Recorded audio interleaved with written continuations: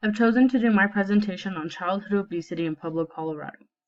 Some of the facts and statistics about childhood obesity are that nearly 1 in 3 children and adolescents ages 2 through 14 in Pueblo, Colorado are overweight or obese.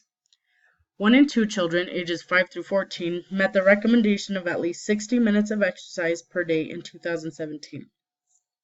These are numbers provided by the Pueblo Department of Public Health and Environment. 1 in 2 children ages 1 through 14 consume the recommended amount of fruit per day, and only 1 in 8 children ages 1 through 14 consume the recommended amount of vegetables per day. Obesity can lead to chronic conditions such as high cholesterol, high blood pressure, early heart disease, asthma, diabetes, bone problems, heat rash, fungal infections, acne, and sleep disorders. Now we will talk about how the core determinants of health are linked to obesity. The first one we'll talk about is financial status. In Pueblo, 24.4% of the population lives in poverty.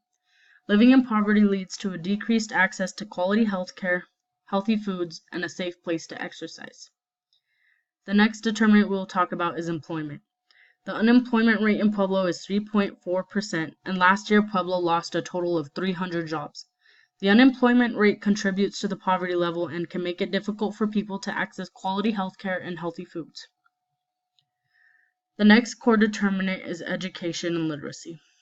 88.8% of Pueblo's residents graduated with a high school diploma, but only 21.7% of Pueblo residents hold a bachelor's degree or higher.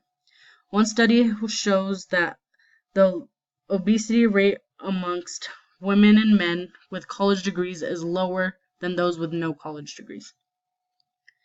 Another core determinant is biology and genetics. In here you can see the obesity by ethnicity in the United States, and you can see that Hispanics have the highest amount of obesity out of all the ethnicities. According to the 2010 U.S. Census Bureau, Pueblo's population is 49.8% Hispanic. They also make up the highest amount of obese people in Pueblo. The genetics also affect obesity, and diseases such as Prader-Willi syndrome can lead to obesity. Having obese parents can also play a part, and things such as leptin deficiency also play a part. The next core determinant is gender. While male and female adults usually have the same amount of obesity, in high school students, it is males that are more likely to be obese than their female counterparts. Culture also plays a part. Culture influences child feeding practices in terms of beliefs, values, and behaviors related to different foods. One way is that some cultures have more fatty or carb-rich foods, and also the way in which cultures perceive beauty can affect obesity. Usually Hispanic or African American cultures are more likely to perceive a larger body type as attractive, as opposed to white cultures where they perceive a smaller body as more attractive. The next core determinant of health is physical environment. Having safe access to parks, sidewalks, gyms, and public transportation all affect a person's ability to get enough exercise.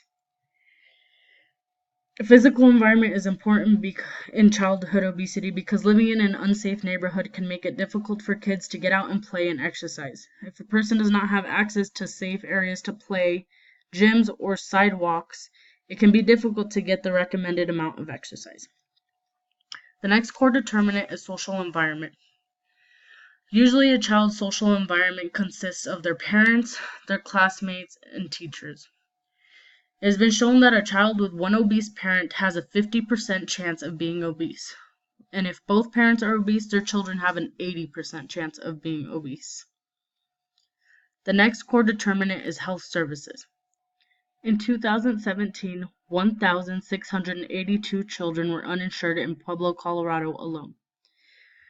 Being uninsured means having less access to quality health care, which means these children probably also don't have access to quality foods.